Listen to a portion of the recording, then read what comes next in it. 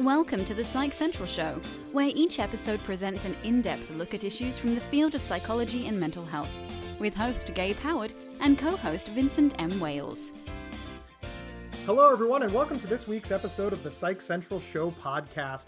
My name is Gabe Howard, and with me, as always, is Vincent M. Wales. And today, Vince and I will be talking with Katie Morton about toxic relationships. Katie is a licensed marriage and family therapist practicing in Santa Monica, California, but we like her because of her popular YouTube channel, which has hundreds of thousands of subscribers, and her videos about mental health have over 37 million views combined. Katie, welcome to the show. Thanks for having me. I'm excited to be here. Yay. Well, yeah, you are very awesome, and we appreciate you very much. So let's just dive right in. Can you define toxic relationships? Yes, I think often when we talk about toxic relationships, people believe that that means that the other person is the toxic one. And while that sometimes is the case, it's usually just a bad recipe. That's how I like to think of them. So a toxic relationship is just when you and another person just do not go well together. Either you bring out the worst in each other, or they're just, the way that you interact just doesn't jive. You know, we've had a guest on a couple of times that talks about narcissists, and that's kind of an extreme end of a toxic relationship.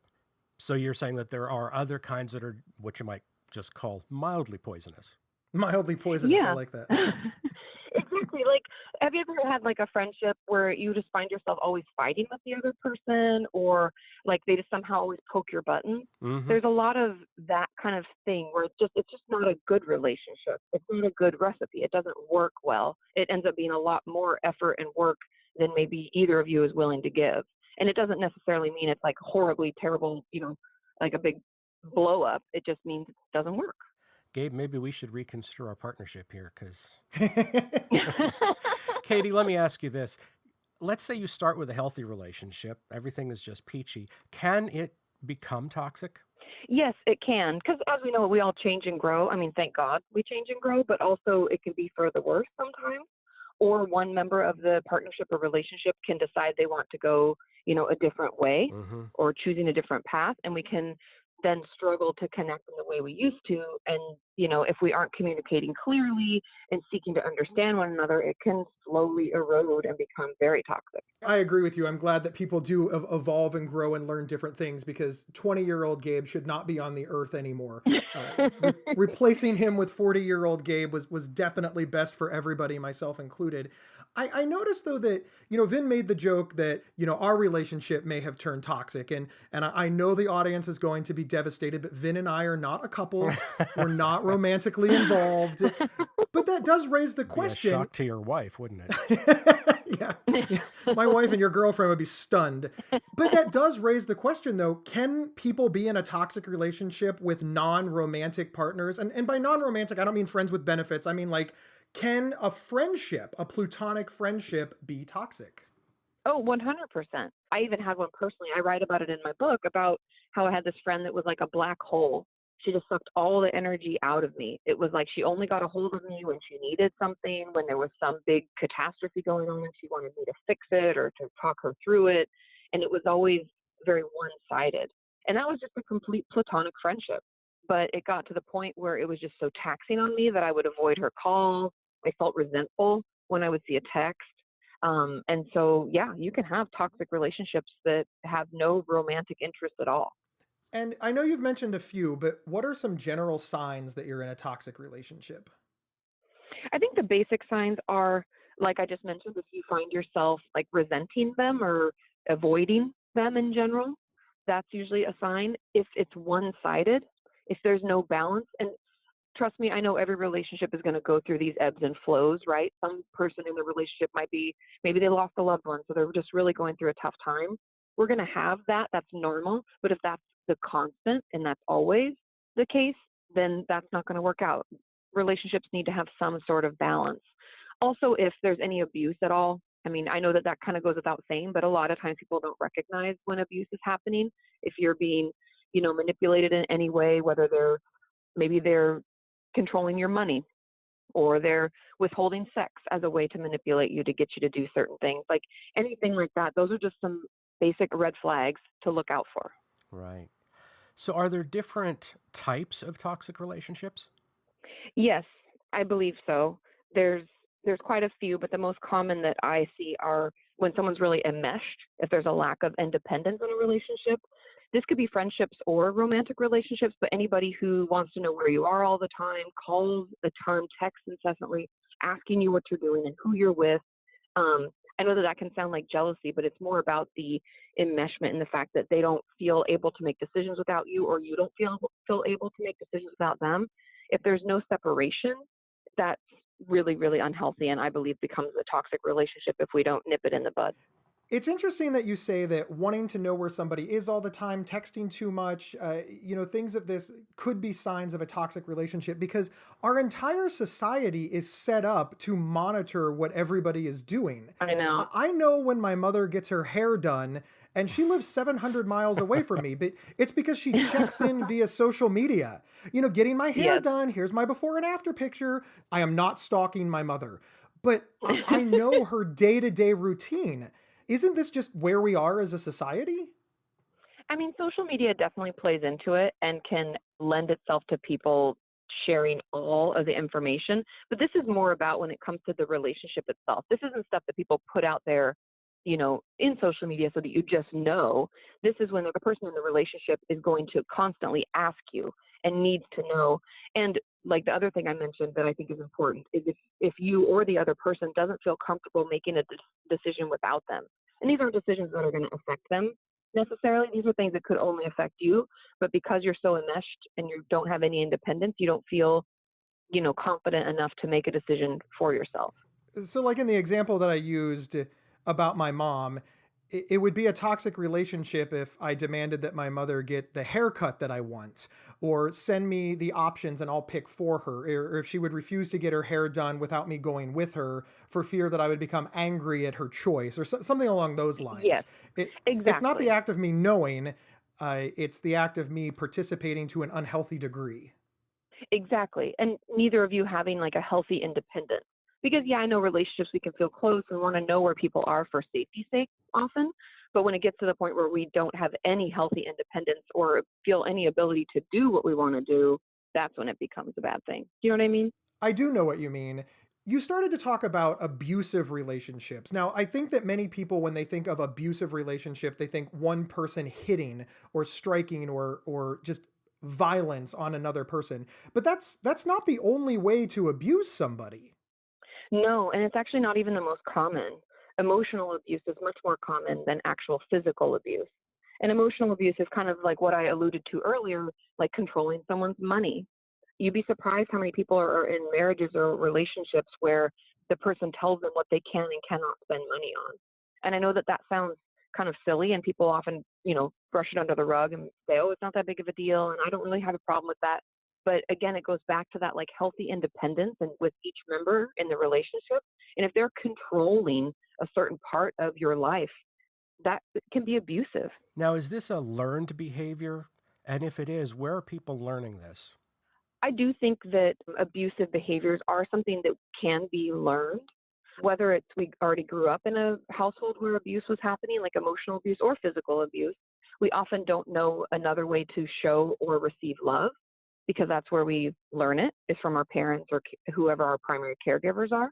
And even I think that when we are struggling ourselves, if we don't work to, I know this sounds really therapist-y, but I can't help myself. It's like if we don't search out better ways to manage all we feel and all we've been through, kind of like in the therapist realm, I would say, if we haven't taken time to process through all the stuff we've been through in our life, then it can leak out into others and we can, in essence, create toxic relationships because we're not in a healthy place to begin with. Does that make sense? Kind of like we're not building from a healthy foundation, so we don't even know how to healthfully communicate because it's possible that the emotional abuse we could be putting onto someone else is really just us crying out for help, saying, I need more support.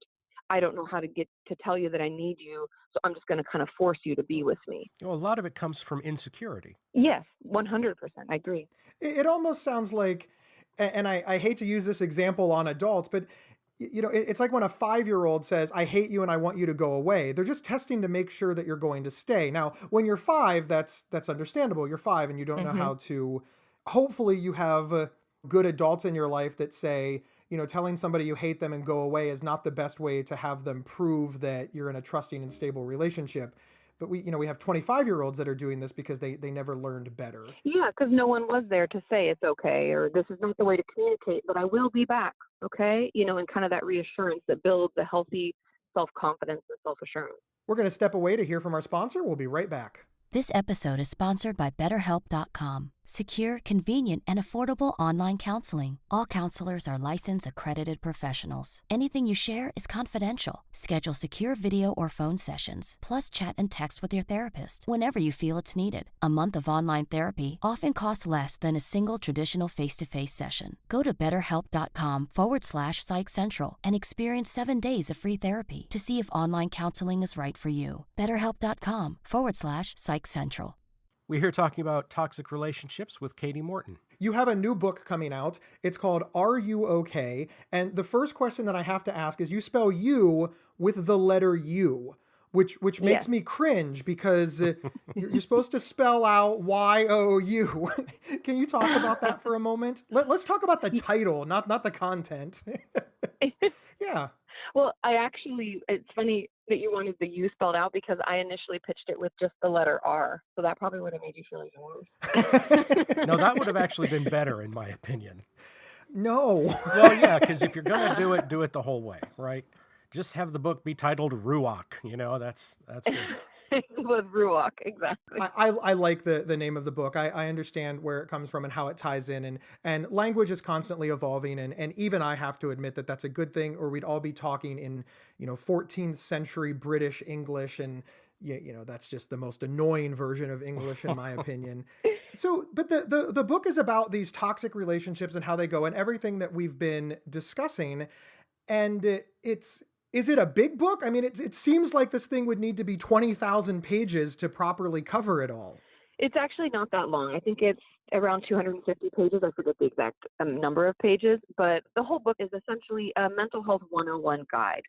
So I obviously get into relationships, toxic relationships, and the red flags and ways to communicate more clearly, because I truly believe that communication can solve like 90% of our problems. I agree. Yep. When it comes to, relationship building and mental health. But the first portion of the book, before I even get into relationships, is just where to start. How do you know if you need help? What are the different mental health professionals? What does therapy look like? Because I think, for at least in my experience being online for 7 years, the thing that I have learned over and over is that people just don't know what they don't know, which I know sounds silly and obvious, but it's like people don't understand what therapy even looks like because nobody even knows how to ask.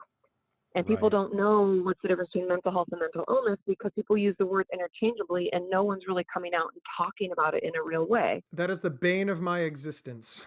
Yes. Yes. Yeah. People ask me, like, how long have you had mental health? Since I was born. Yeah, my whole life. Yeah. They're like, oh, you're born with it? Yeah. Yeah, everybody is. It's mental health. I was also born with physical health.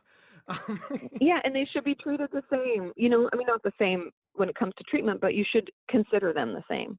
We get physicals, we go to checkups. I go to my dermatologist to make sure that this mole isn't cancerous. We should be doing all of those types of things for our mental health. And we just, as a society, we're getting there, but we're just not there yet. People talk about it and think about it totally differently. Absolutely. I agree completely. One of the things that you said earlier is that you've been online for 7 years. And I know what it's like to live online, not to the tune of 37 million people, but I've probably got at least 37. And all jokes aside, though, you don't share a lot of like personal information. And you share a lot of great information and you're very giving of your knowledge. But in this book, you sort of share some more personal stories. You come out a little more to why you've chosen this line of work and how it relates to you. Why did you make that choice, and was it difficult? Because it's new for you. Yeah, it is new. And I think it's probably just the therapist in me because we're trained to not share about ourselves, really, much at all, unless we think it's going to aid in our patient's, process. And so I think just out of the fact that I do have a mental health channel, I think that was just kind of, it lended itself to that. But when it came to the book, I felt like reading a book is or at least as an avid reader, it's a much more intimate thing. I don't know why that is, but I think it's because it lives in our own head, It's something about reading that is just, I felt like it was one of those opportunities where I felt it would give more to the reader if I had personal stories to share. In the same way, kind of relating it to therapy, where I would only share if I thought it would benefit the patient, I thought that it potentially could benefit the reader more versus it only being stories from my audience or from my, work that I've done. Well, as a writer, I've got to agree with you that books are more intimate than TV, movies, podcasts, what have you, because you're more actively involved. These other things are passive, completely passive. And when you're reading, you are putting yourself into it as well. So thanks for saying that. Yeah, no, and it was hard for me to do, though, to finish, I guess, to answer the last question. It was hard for me to make the decision to put personal stories, but because, I've done my own work in therapy for many, many years, off and on, and I think I was very particular about the stories that I chose so that I knew that I wasn't going to feel like I put too much out there. Does that make sense? Because you can't take it back. Right. So Very much so, yes.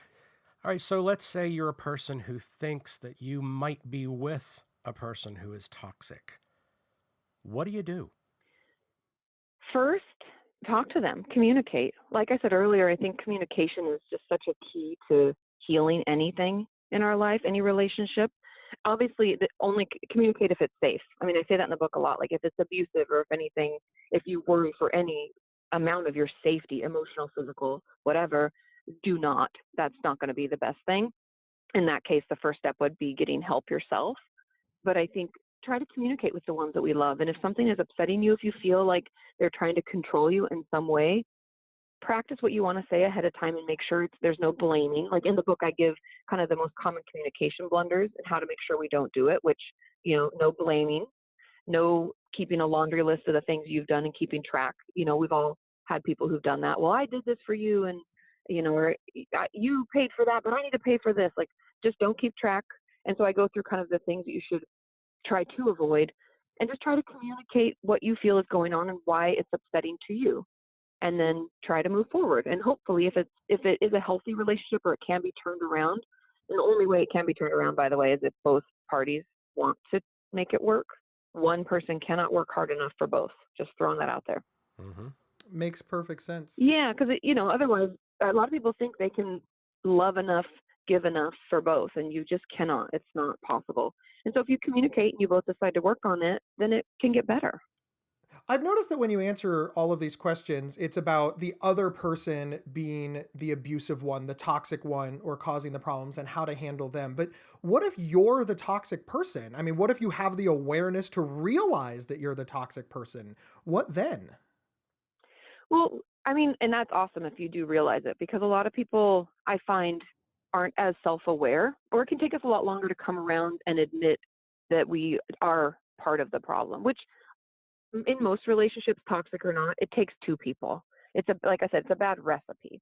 And so I think if you do have the awareness to recognize that the things you're doing in your relationship aren't making things better and they're actually making it worse, and you might be the one that's toxic, you should see someone, like see a mental health professional, because usually, I don't know, like let's say 90% of the time I would estimate, when people are doing things that are toxic in their relationships, it's because something else is going on and they just don't know how to communicate. They don't know how to cope. And they're, that's seeping into the relationships that they have. So how do we overcome a toxic relationship? So first we can start with like, what if you're in a toxic relationship and you both decide to work on it? I think just being aware that all relationships take work. And if you both are continuing to put the effort in and recognize your faults, because both of you have faults, it's never just one-sided, then it will get better and it will grow. But we have to continue putting the effort in. This isn't just something that you do once and forget about it. And so if that's the case, just keep working on it, keep communicating. That could be, if it is a romantic relationship, that could be couples counseling. It could just be having a time each week where you get together and you communicate clearly and talk about things, and this upset me and this was why, and you have like a debriefing. Some people do that, especially in friendships. But then let's say you've been in a really terrible relationship and you've ended it and it was too toxic and they weren't going to work on it, or you weren't able to, or whatever. I think the best thing we can do, even personally, I'll say, is being in therapy, because I'm sure everybody can agree that often with our friends and family, it's like the blind leading the blind. Mm-hmm. Like they don't know any better either. And even some of my friends, when I'll say, yeah, this happened, and, I was just really upset. And they're like, she's such a jerk. I never liked her anyway. And they don't really offer any help. They're your buddy, right? They're in it with you, but they're not offering any assistance. They've got your back, but that just means they're agreeing with whatever preconceived notion you came in with, because that's kind of what we want from our friends.